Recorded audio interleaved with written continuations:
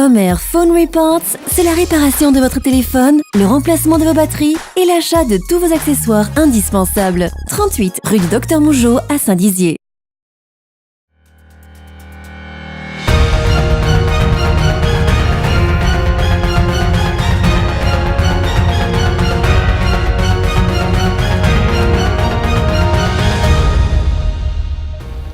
Bonsoir à tous, bienvenue dans ce nouveau journal du mercredi 5 juin 2019. Voici les titres. Le projet Saint-Dizier Cœur de Ville continue. Des professionnels de l'immobilier seront en visite le 12 juin prochain. Une compétition de tir à l'arc pour les personnes porteuses de handicap grâce au Castor Bleu. La radio France Inter était lundi à Bettencourt-la-Ferrée pour enregistrer le jeu des 1000 €. Une pénurie de pédiatres amène à une transformation de la maternité de Bar-le-Duc. Le projet Saint-Dizier Cœur de Ville continue. Des professionnels de l'immobilier seront en visite le 12 juin prochain. Un reportage de Julien Carré et Jérémy Vitry. Pour tout de suite, Le 12 juin prochain, la ville de Saint-Dizier et son agglomération accueilleront des professionnels de l'immobilier, mais aussi des habitants, afin d'évoquer la revitalisation de l'habitat à Saint-Dizier. Il y a quelques mois, la ville de Saint-Dizier et l'agglomération Saint-Dizier-Der et Blaise présentaient le projet Cœur de Ville, et c'est dans ce cadre qu'intervient cette opération d'amélioration de l'habitat et de renouvellement urbain, dit OPAH-RU.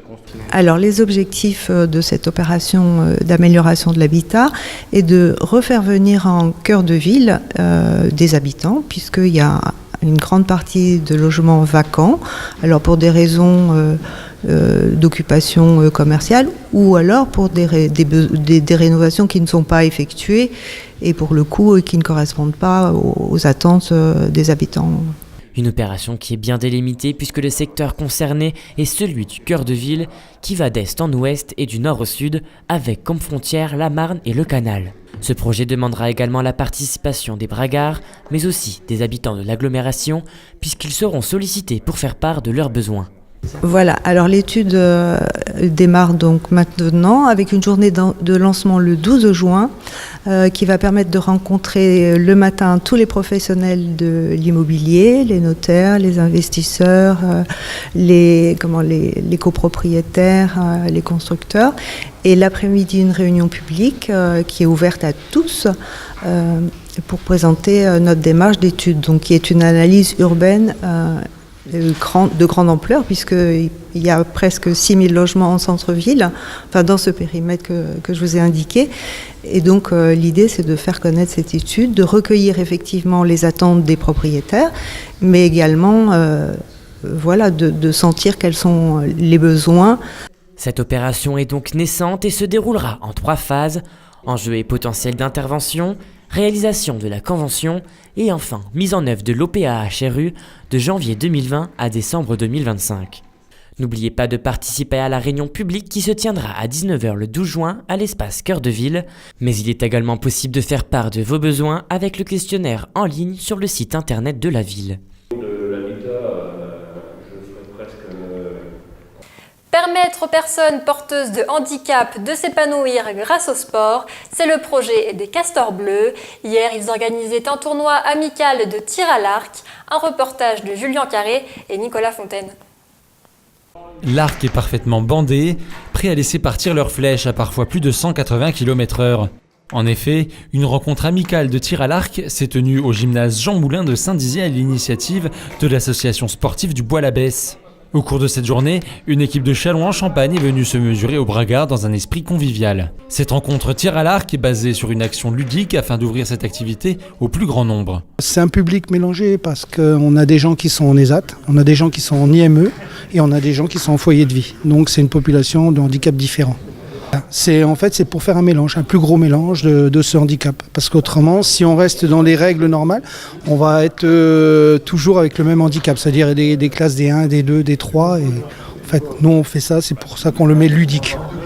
Le tir à l'arc, un moyen aussi de développer des aptitudes. Ça leur apporte de la concentration, ça leur apporte aussi savoir les risques, ça veut dire juger des dangers. les dangers et puis la convivialité et l'approche de la personne avec d'autres personnes. Et quand on leur demande pourquoi ils pratiquent le tir à l'arc, la réponse est toute trouvée. Tu peux nous expliquer pourquoi tu fais du tir à l'arc, toi ? Pour le plaisir, pour déstresser un peu. Et puis voir du monde, quoi. Une équipe de la radio France Inter était lundi à Bettencourt-la-Ferrée pour enregistrer le jeu des 1000 € animé par Nicolas Stoufflet, un événement qui a rassemblé de nombreuses personnes, un reportage de Julien Carré. Il est 18h30 et c'est l'heure pour Nicolas Stoufflet de saisir son micro et ses questions afin d'enregistrer le jeu des 10 000 € qui existe depuis 2008 et qui est diffusé sur les ondes de France Inter. Cela fait maintenant 11 ans que l'animateur sillonne les routes de France avec ce jeu et il était à Bettencourt-la-Ferrée ce lundi. Alors je suis très content parce que c'est vrai qu'on ne vient pas si souvent que ça en Haute-Marne, parce qu'en réalité on ne vient que sur demande des communes. Alors n'hésitez pas si vous êtes le maire ou la maire d'une commune ou si vous êtes dans une équipe municipale à nous solliciter. Alors là on a pas mal de demandes qui sont arrivées récemment, mais je suis toujours content de venir dans le département, valoriser, comme je le disais d'ailleurs dans l'introduction d'une des émissions, valoriser ce territoire qui est pas toujours très connu, hein, il faut pas mentir, c'est vrai que il y a un potentiel à mon avis, de développement touristique assez important et j'ai eu grand plaisir notamment à parler de ces villages avec ces églises à pans de bois et du lac du Der que j'avais apprécié il y a quelques années. Mais en réalité, l'émission a commencé bien avant puisque certaines personnes du public se sont portées volontaires pour participer à l'enregistrement en tant que candidat et tenter d'empocher les 1000 €. Une phase de présélection s'est donc déroulée avec une trentaine de personnes. L'objectif était de répondre le plus rapidement possible. Seulement 20 personnes ont pu passer à l'étape des sélections.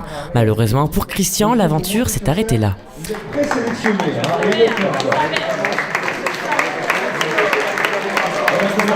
Principalement parce que je suis un fidèle du jeu des 1000 €.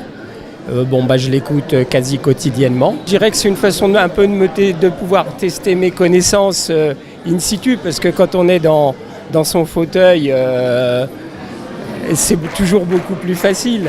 Ne serait-ce que déjà là, au niveau rapidité, quoi. Ah oui, non mais de toute façon, bien évidemment, c'est pas la première fois, et puis c'est certainement pas la dernière d'ailleurs. Non mais j'aime bien ce jeu-là, donc je participe. Les 20 personnes sur scène sont donc à 2 doigts de participer à l'émission, mais ils doivent faire appel à leur culture générale et le premier à avoir la bonne réponse est alors sélectionné. Parmi eux, Hugo, un jeune lycéen de 17 ans, a usé de ses connaissances et a ainsi pu tenter de gagner les 1000 €. Malheureusement, lors de la question banco, Colette et Hugo n'ont pas su répondre, ils sont donc repartis bredouille. C'est toujours une occasion de se tester, puis c'est convivial comme ambiance. Ça fait un peu la pression parce que, comme il a dit, c'est 1 500 000 personnes qui écoutent, c'est pas rien, quoi. Pour les premières, en fait, on avait quasiment dès le début, donc il n'y a pas eu beaucoup de concertation. Et le seul moment où il y en a eu besoin, on a séché. Au total, 2 émissions ont été enregistrées à Bettencourt, bien qu'il n'y ait pas eu de gagnant. Le public et les candidats ont passé un agréable moment. Et n'oubliez pas d'ailleurs d'allumer vos radios le 17 et 18 juin pour pouvoir écouter l'émission qui a été enregistrée près de chez vous. À demain, si vous le voulez bien.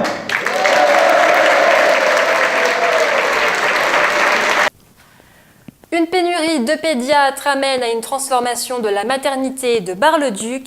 Les accouchements se feront désormais à Saint-Dizier et Verdun. Un reportage de Nicolas Fontaine. Dans quelques semaines, la maternité de Bar-le-Duc sera transformée en maison des parents et des enfants. En effet, le 24 juin prochain, ce service prendra en charge le suivi des familles du Barrois, puis après, le retour à la maison.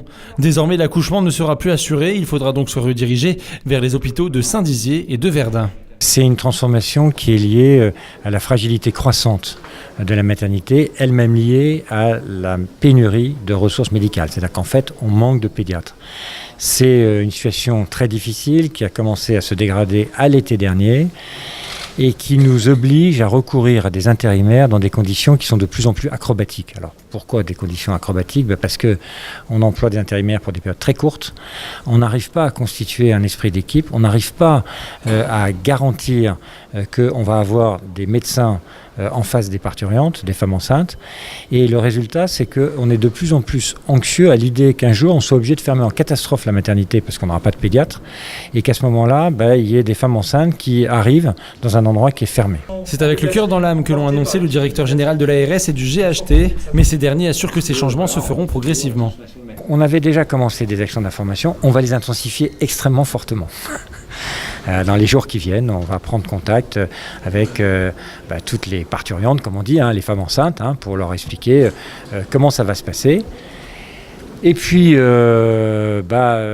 progressivement, c'est-à-dire le 19, le 20 juin, on va arrêter de prendre en charge des personnes à la maternité, de façon à ce que le 24 juin, il n'y ait plus ni femme enceinte ni enfant, et qu'on passe le 24 juin au matin à l'ouverture d'un centre de périnatalité concrète. Concernant le personnel présent, leur carrière professionnelle n'est pas en danger puisqu'il n'y a pas de suppression de postes. Il y a 26 créations d'emplois nettes. C'est-à-dire que quand on enlève ce qui étaient les personnels qui travaillent à la maternité et qu'on met à côté tous les personnels qui travailleront dans les nouveaux services, on a un écart en plus de 26 emplois.